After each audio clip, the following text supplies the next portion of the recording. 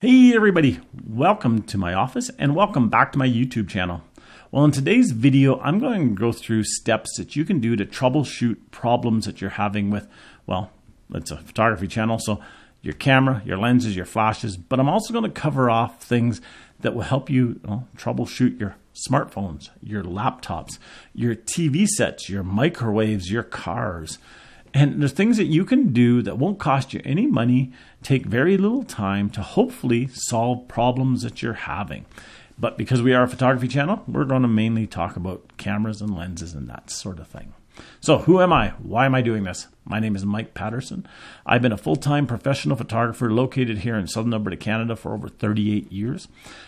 It's what I do. I used to do weddings, families, grads. I've gotten out of weddings now. Do nature and wildlife. I own a full-service studio as well as a full-service lab. So I do printing for other photographers. I do framing. I do restorations. I do mentoring, and I do teaching. And I do these videos to help you get better photos and have less problems getting the photos. So let's get into it. What are 5 things that you can do to, well, hopefully stop having problems with your equipment or your programs? At the end, I'm going to actually give you a bonus one, but you're going to have to listen to the end to actually get that one. This is going to be a little bit longer of a video, so let's get into it. All right, so the first thing to do, or first thing to look at, is you're having a problem. Your camera, your lens, your computer, your program isn't doing what it's supposed to do. Very first one sounds stupid. Can it actually do it? Plain and simple. Can it do what you're trying to get it to do? Perfect example. A couple of years ago, local photographer, amazing photographer, came in here with a camera body they had just bought. They were starting into videos, and they had spent a lot of money for this older camera body that they heard was really, really good, and they wanted to use it to do videos. And they came into me and they were frustrated. They were angry. They had spent money in it. They were getting down to a deadline. They had spent time trying to get it. They couldn't get it to do videos. They were just, ugh. And when they asked me, I thought something doesn't sound right. I came back here. I went on my computer that's just behind me here. And I typed in on Google the camera manufacturer, the model, and video. And up it pops and it says, this version of the model does not do video. The following version does. Other models do, but not this one. They had bought it thinking it was going to do videos, and it didn't even do videos. Now, fortunately for them, they were able to use the older camera as a backup camera body, and their backup camera body for doing stills did video. But just figure it out. I've had people phone me up that were trying to edit photos and said, I'm trying to do this, and I can't get it to do it. Does it do it? Are you sure the program will do that? Will this lens actually shoot macro, or do you just think it's a macro lens? Find out if you're trying to get your device, your whatever, to do stuff that it's not supposed to do or not able to do, never been planned to do. Figure that out first. Number 2, and this is one that people hate, and they hate it so much, and I laugh at them. You're working away, you're doing pictures, you're working on your computer, you're doing whatever, you're texting people, and all of a sudden, stuff stops doing what it's supposed to do or what it was just doing. Shut your device off. Restart it. Now with cameras, I suggest this. Shut your camera off, pull out your battery, leave it sit for a minute or 2. Then put the battery back in and see if that solves the problem. Smartphones, same thing. I had somebody call me one day, one of my customers, really upset. I've been trying to send you an email and I can't send you an email and da-da-da-da. I said, well, have you tried restarting your phone? That wouldn't be the problem. It's obviously my network I'm on. Well, they came in here a little while later. They were waiting for me to get some stuff. And I says, try restarting your phone. They were just frustrated. They couldn't send texts at this point. They couldn't do anything. So finally, they restarted their phone and everything worked. All their texts came through, their emails sent, they got emails.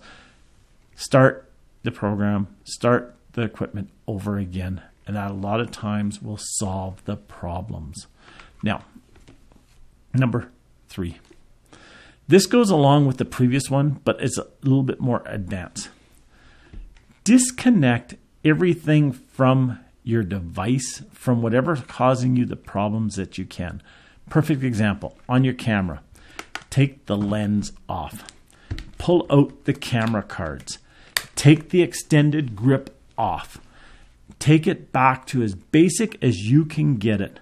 Then turn it on and see if it works with everything disconnected. If it works with everything disconnected, then start adding things to it and see if there's a problem as you go along. Now, one of the big problems that I get from people with their cameras that have all of a sudden stopped working or all of a sudden does something really weird is that they'll be in the midst of changing a lens, and when they put the next lens on or even put the old lens back on, all of a sudden the camera's lost its mind. I don't know why it is, but it's almost like people are hitting buttons when they take the lenses off. And a lot of times when I ask people, when did this problem start? They'll say, I don't know. Well, think back. Well, I was shooting this, then I changed my lens. Bingo. Take the lens off, shut the camera down, turn the camera back on again. Is it working? Yeah, everything's back to where. Now put the lens on. Is it working? Yeah, everything's working. Sometimes it's something as simple as you've got something plugged in, turned on, attached, whatever, that is causing a problem. Really good example. The other day, I'm here at the studio. Order came in. I sent the order to my printer. Didn't print. In fact, I got an error. Never had this error before. Went, oh, that's weird. Tried it a couple times. Nope, still got the error. Okay, fine. I shut everything down, powered it back on, still had the error. Well, that's weird. That's unusual. So I disconnected everything from the computer. Everything worked fine. The computer powered up and everything. Great. All right. Everything's plugged in the printer. It worked fine. Wow, that's kind of weird. So why was it? Started to plug in other things, and as I was going along, I realized, oh, wait, I've had some other printers turned on today. I went in the back, and one of the printers I didn't even think was turned on was on. I powered it off, and when I went to power it off, it didn't power off. I actually had to manually unplug it to kill it, plug it back in. When I plugged the computer back into that computer or that printer, everything still worked. It was that printer that I wasn't even using that caused the problems. Hard drives will do the same things. Cables to connect to, take it back to the most simple, basic, and go from there. That a lot of times will save you a lot of issues. All right. Number 4, walk away from it. Don't let it get the best of you. Don't let it make you frustrated. Now, I understand if you're doing a wedding, if you're doing a commercial shoot, if you just spent $25,000 to go to Tanzania and your camera stopped working, I understand it's frustrating. It's a problem. I understand that. Take a little bit of a break. You may not be able to take a 2-hour break or 3-hour break or a day break, but take a break. Walk away. Relax. Then go back to it. Again, perfect example. This happened a couple of years ago. I had a phone call from a local drugstore.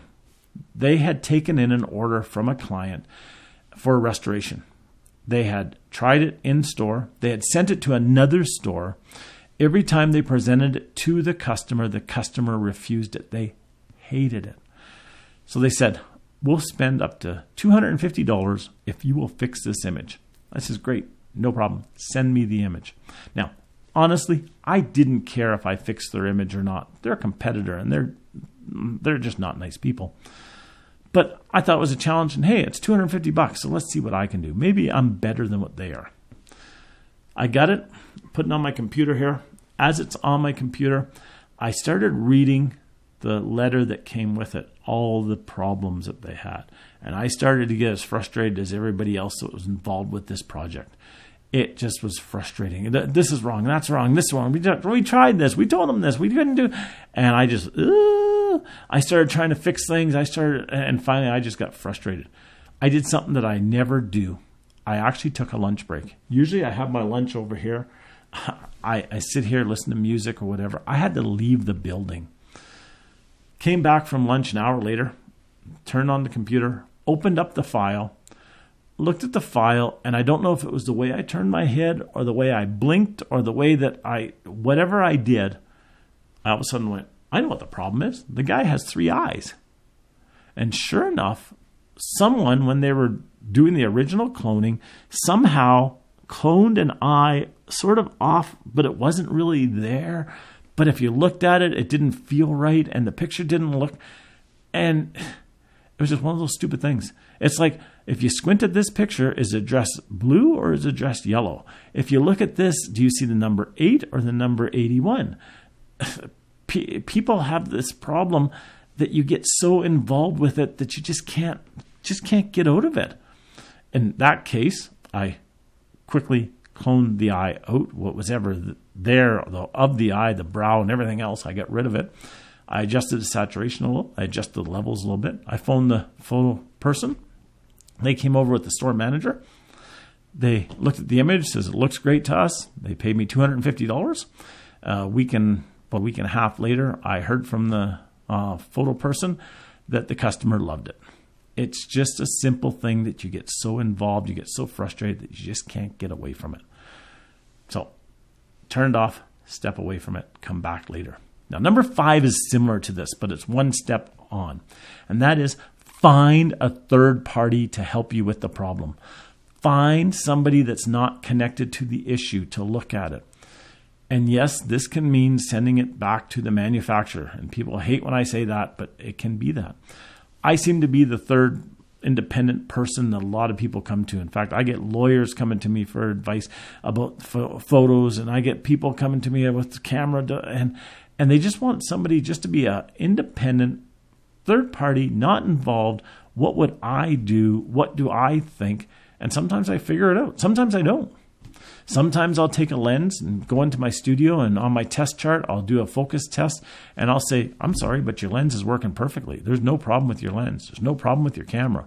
It's obviously, well, I don't tell them this, but sometimes it's like there's just so much that you just can't narrow down when you're involved. When you're an independent person, you can look at it and say, I'm sorry, but everything works fine. Or I can say, no, here is the problem. Yes, you're right. Sometimes, and I was going to add this earlier, but it sort of goes in here as well. If you have a different lens or a different camera, switch things around to try to narrow it down. But here's the problem, and it's why I didn't put it earlier.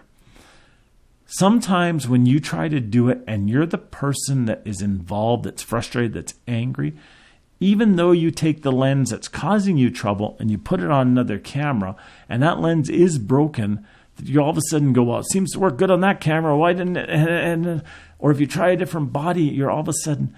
So sometimes you need to take it to somebody else and have them do the check. Try a different lens on your body. Try a different body on your lens, whatever that combination is.